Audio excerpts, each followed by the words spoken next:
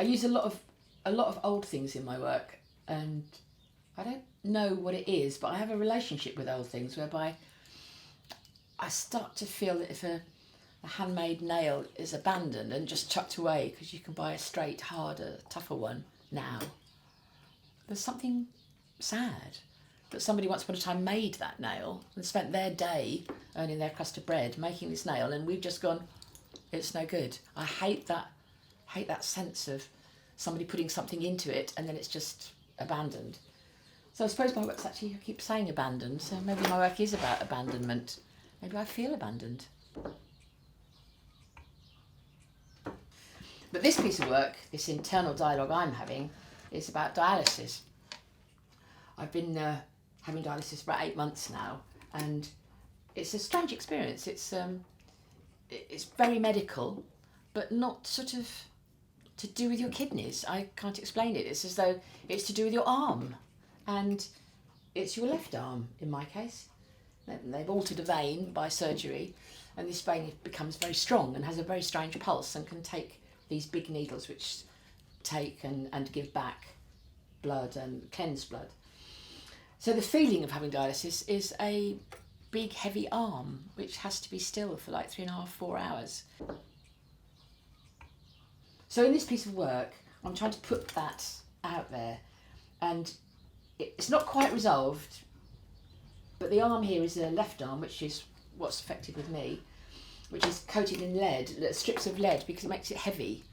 Heavy in both senses, heavy in how heavy it is to have a kidney failure, and how the arm actually feels physically heavy because of this work being done on it.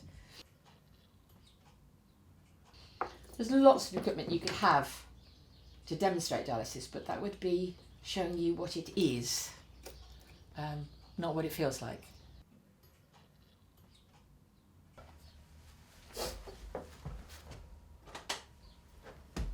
The starting point is emotional, because I know what's involved in the image and I know what I'm doing. But the initial process of putting down a base layer and then in a fairly sort of loose way getting the tree shots and the background in, and then really it's a question of how to get that fluency into the mark making that won't be as stodgy. It's very, very tempting to kind of be too literal about it. So the mark making then becomes, quite essential.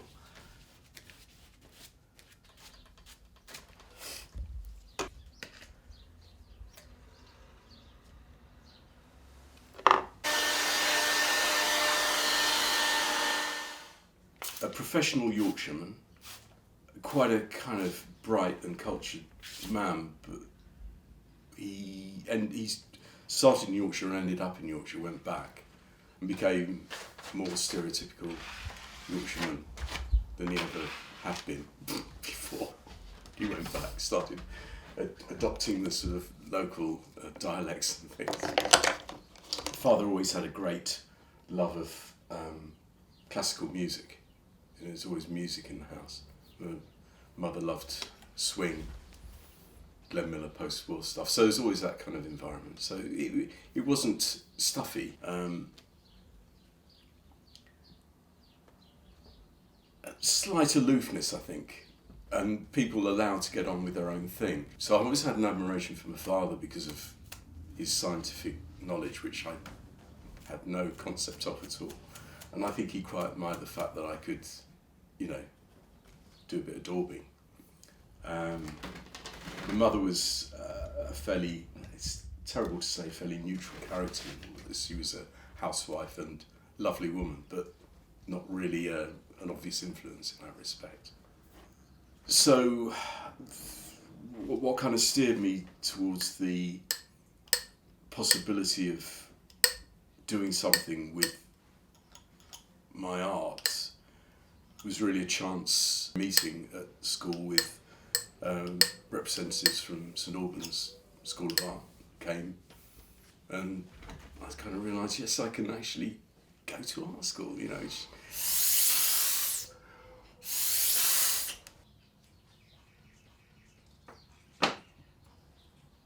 I suppose I don't think that autobiography is what I'm doing. But if I look at it from the outside, then I guess it's fundamental to what I'm doing. It's as though I'm having a dialogue with another me, who is me. Do you know John Berger's ways of seeing? And I always remember him saying that you have a persona that's like another person sitting in the back seat of the car. And as you drive along, you get a glimpse of this person sitting in the back seat. And if you're lucky, you recognise that person and you feel the same. And when there's a disjointing going on, it's a stranger in the back. And I think what I'm trying to do is to constantly bind myself to this other me. Not necessarily a more real me, it could be more of a fantasy me, but I'm trying to bind myself to that so that I'm equal.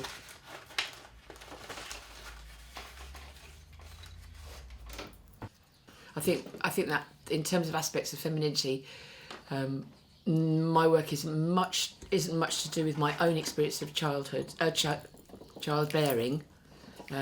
My childhood, indeed, it probably is about, and my growth as an adult, because you're suddenly surprised when you're an adult.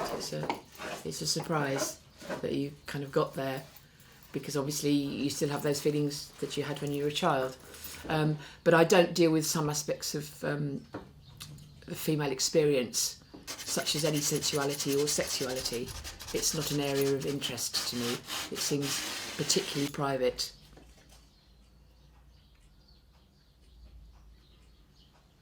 And I think, if anything, my work is very still and contemplative, rather than sort of tormented and full of angst. I don't think my work is angstful at all.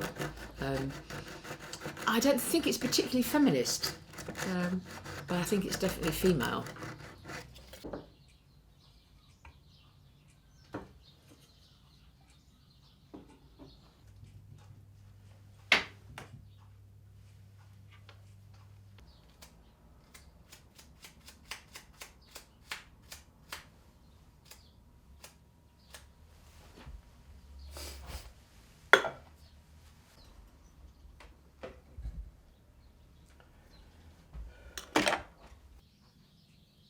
I've never really done landscape work in that way before, so it's a new learning process, which is actually really quite exciting.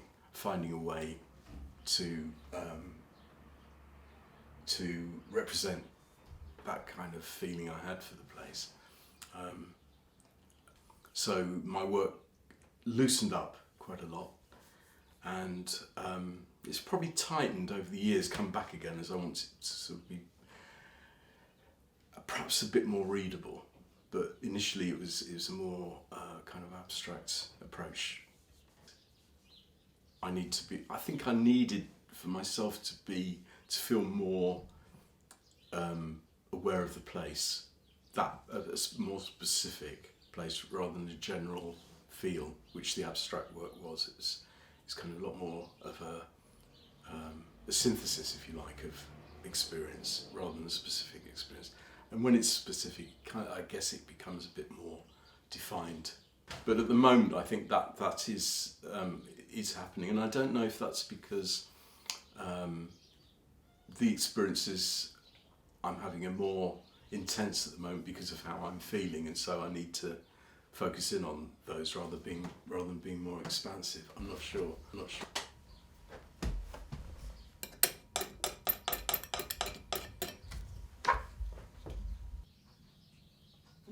My mother always said that as a child, I was just like my grandfather, who was called Jesse, and I would have loved to have known him.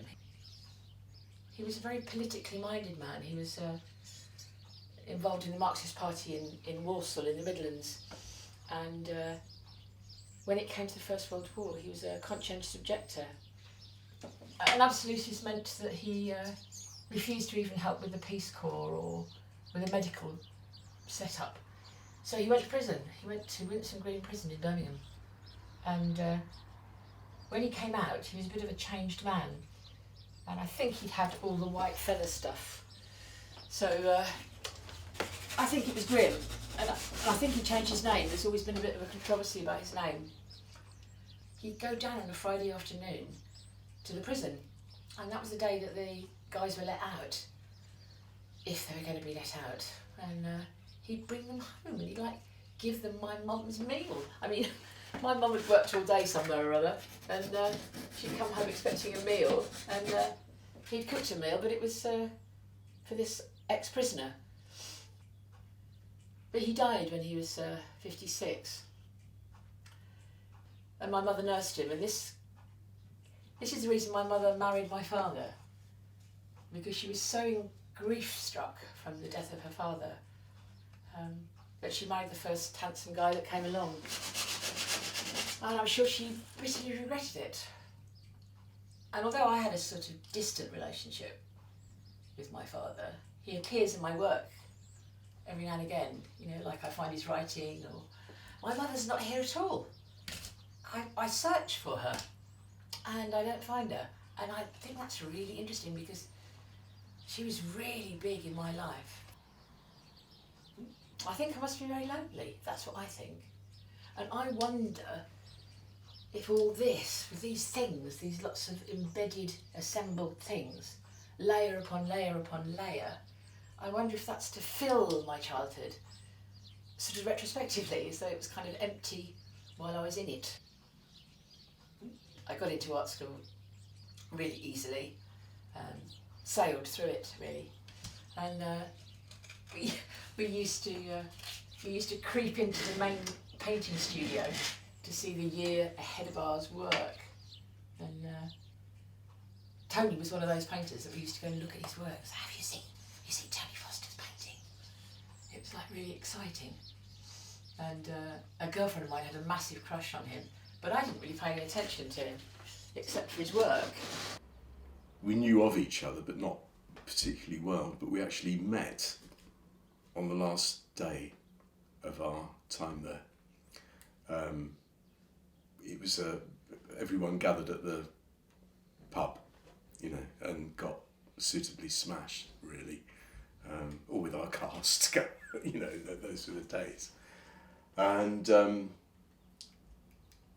we ended up sitting next to each other and talking, and that evening I'd been invited to a private view, so I invited Cal along, and that was the beginning really of the relationship, and it went on from there. So we literally met last possible day, last possible moment of of art school, initial art school.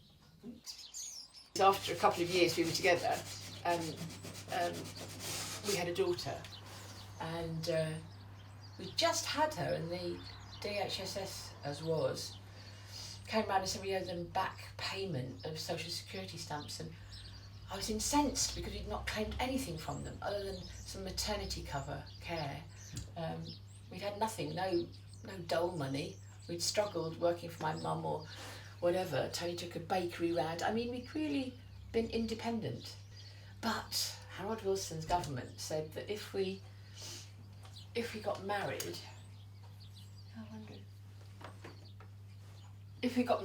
they'd let us off half of the bill. So we got married. It wasn't a big event. We woke up in the morning together and changed Kimball's nappy and drove to the town and got married. It wasn't we actually bought wedding rings the day before. We got married on September the 30th, and on October the 1st we started work because my parents had bought a little cafe which Tony and I ran. So Tony was the short order cook and I was front of house, and we sold coffee and jacket potatoes, and this is 72. But we were always sort of inseparable, and we've always worked together. So we worked the cafe together.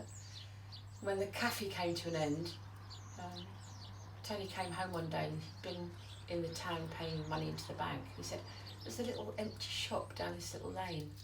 Do you reckon we could do something with that? And suddenly it was all feasible and we did it. And to find wholesalers, we looked in the yellow pages. We actually looked up who sold jeans and boots and bits of jewellery. And then 37 years go by and we retire from the shop.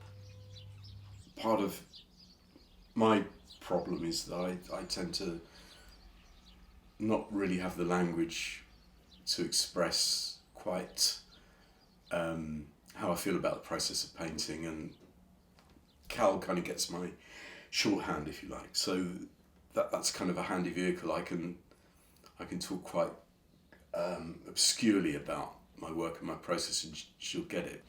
Yeah, Cal and I actually talk incessantly about anything and everything, and always have done, and never seem to tire of having that conversation. So in terms of the transplant, we've talked it to death, really, and still do, but it's kind of, there's a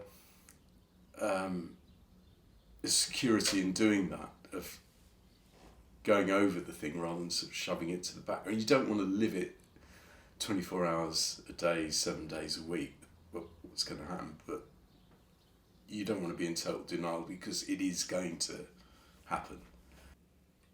We talk a lot, and I think by the time we've finished, if we go out, we've talked the subject through, and people obviously are very concerned and very kind and want to see how things are going, and the last thing then you want to do is say, yeah, we've got a date for it and this is happening, and yes, no special dietary needs afterwards, and yes, I can still drink beer, it's my kidney, not my liver, being transplanted.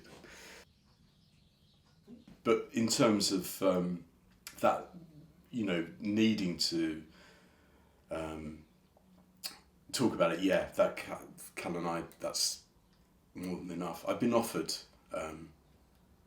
the opportunity to talk to a woman I've met, a counsellor at the renal unit, a very nice woman, but I didn't discount it out of hand, but I haven't felt the need to ring her up and say, oh, I'm scared.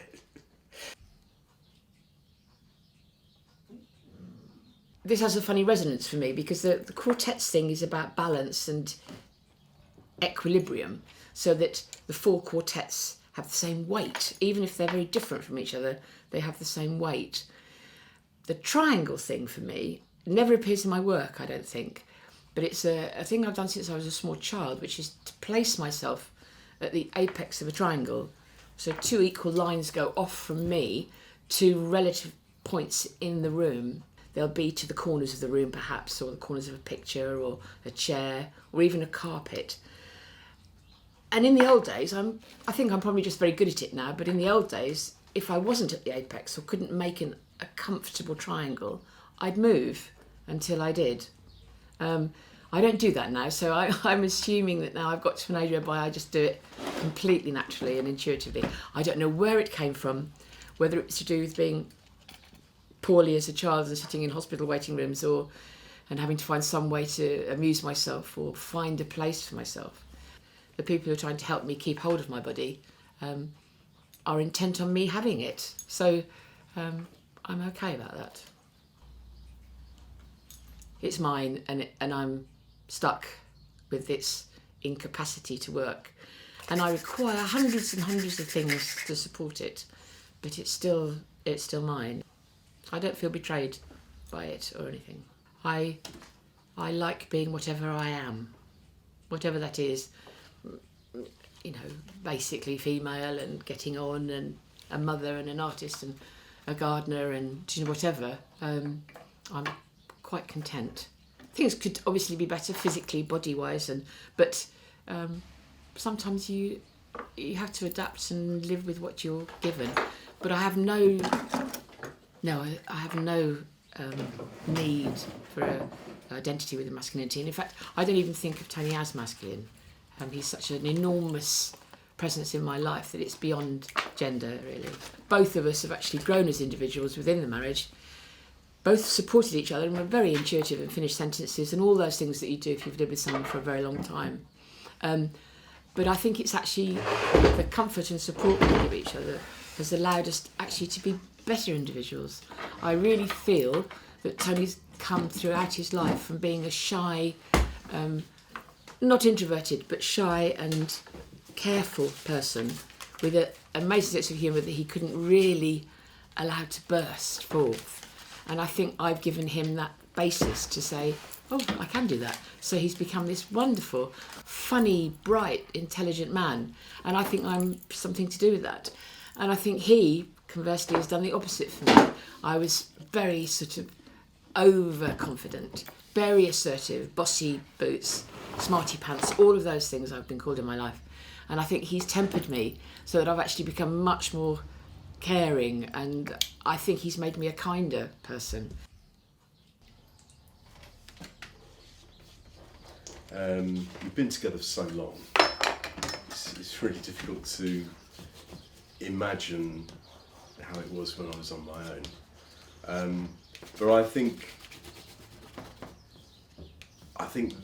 the marriage has worked as a vehicle for both of us to be able to express ourselves individually. I feel that there's an aspect of the relationship where Cal is such a strong character and such a reassuring presence, really, that she's always someone I can go to assuage fear, worries, anxieties. And I think I've learned over the years that she's not always right. She gets it wrong, but she gives that air of authority, which is kind of quite comforting. I've always had this sense of, because Cal and I have been in business together and we've been sort of joined in the hip in so many ways, there's always been that Cal and Tony thing, which I've kind of slightly fought against, I think. But there's that kind of, grouping in together, which just kind of subsumes something. But that's my perception of how perhaps we're seen outside, not from within. The thought of the transplant has thrown up myriad emotions and thoughts and ways of making sense of the process. There is a part of me, I think, which I think I've not had a particularly charmed life, but I've not been touched by great illness or those kind of problems which Cal has over the years. And in a way, being able to share that now is slightly more empowering in a very abstract kind of way. And there's also a sort of slight sense of heroicism involved in that, which I won't deny. And it's also quite nice to be an active presence in the situation rather than what I've always been, a supporting background presence. The physical body is of complete interest and of use to me as an artist. The way the body, if you like, is important in the work, apart from actually being able to walk and take a photo, or hike up a hill a bit so you can get that view. In the studio as well, there's you build a library of touch and technique, so you do need to be able to have that dexterity to apply paint the way you want to, and it's something I certainly don't take for granted, and certainly relish, really. I'm seeing it maybe as a watershed for both of us, that we'll both come out, Cal certainly, hopefully, physically so much better and therefore mentally better, and me maybe feeling that much more positive about myself, and seeing the thing as a watershed to move on from. This is the start of a new chapter. The bodies aren't finished because they aren't a person. They have not that identity. And I think if you think of a person, you don't think of their body, you think of their head, usually. So I quite like to remove the particular identity and make it more, neutral, so that you can actually put yourself in it or put someone else in it, or say, I'm just here on my own drifting through space, which we're all doing in reality. Our individuality is nothing.